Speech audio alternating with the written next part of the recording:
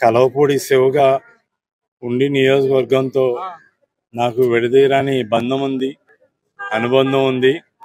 గత 20 సంవత్సరాలుగా ప్రజలతోటి మమేకమై ప్రజలకి సేవాభావంతో ఒక కార్యకర్తగా, ఒక శ్రామికుడిగా, కర్షకుడిగా ప్రజలతోటి మమేకమై ఉన్నాను.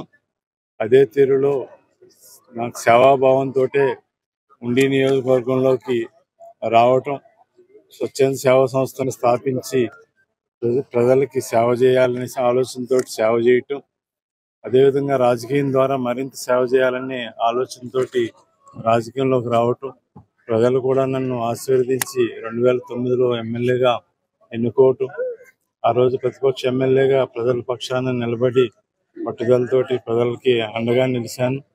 అలాగే 2014లో అఖండ విజయాన్ని ఇచ్చారు. అధికారం పార్టీ సహకారంతో, ప్రభుత్వ సహకారంతో నేను ఆ రోజు ఉండి నియోజకవర్గానికి సంపన్న నియోజకవర్గంగా తీర్చిదిద్దడానికి కృషి చేశాను. అట్లాగే ప్రతి ఒక్కరికి కూడా అభివృద్ధి సంక్షేమ ఫలాలు అందేటట్టు కృషి చేశాను. నిరంతరం కూడా ఉండికి సేవకుడిగా ఉన్నాను. అట్లాగే తెలుగుదేశం పార్టీ అధినేత చంద్రబాబు నాయుడు గారికి విధేయుడిగా, ఆయన చెప్పు నడుచుకునే వ్యక్తిగా, క్రమశిక్షణ గల కార్యకర్తగా నడుచుకున్నాను. 2019లో కూడా నన్ను పార్లమెంట్కి వెళ్ళమంటే వెళ్ళాను. నా ఆర్థిక పరిస్థితి ఇబ్బంది పడ్డాను, ఎన్నో ఒడిదుడుకులు ఎదుర్కొన్నాను. అయినా కానీ అధిష్టానం మాటని శిరసావహించి అధిష్టానం చెప్పు చేతుల్లో అడుగుజాడల్లో నడుచుకున్నాను. అధిష్టానం ఈరోజు నన్ను ఆదరించలేదు, అభిమానించలేదు, గౌరవించలేదు. కనీసం నా పనితనాన్ని కూడా చూడలేదు. ఏదైతే నిబద్ధతగా పనిచేశానో ఆ నిబద్ధతని, నిజాయితీని కూడా అధిష్టానం పరిగణలోకి తీసుకోకపోవటం, నన్ను పలకరించకపోవటం, ఆదరించకపోవటం తీరని బాధ ఉంది.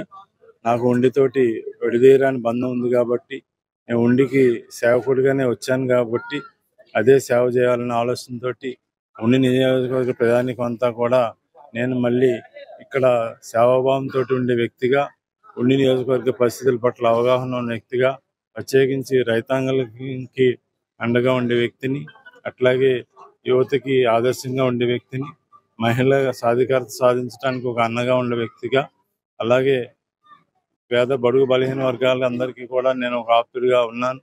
ఆ భావంతో ఉండి నియోజకవర్గ ప్రజానీకం అంతా కూడా నాకు ఇక్కడ ఉండి నియోజకవర్గ ఎమ్మెల్యేగా కావాలని ప్రజానీకం అంతా కోరుకుంటున్నారు. అందరికీ కూడా నేను ఒక సేవకుడిగానే ఉన్నాను కాబట్టి, నిరంతరం అందుబాటులో ఉన్నాను కాబట్టి అందరూ కూడా నన్ను కోరుకుంటున్నారు. ప్రజల కోరిక మేరకు నేను ఈరోజు ఉండి నియోజకవర్గ స్వతంత్ర ఎమ్మెల్యే అభ్యర్థిగా రాబోయే ఎన్నికల్లో పోటీ చేయబోతున్నాను.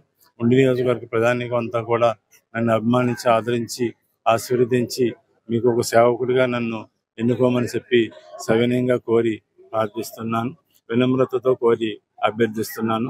నేను పార్టీని నమ్ముకుని 20 సంవత్సరాలు కష్టపడి పనిచేశాను. పార్టీ నన్ను కనీసం పరిగణలోకి తీసుకోలేదు.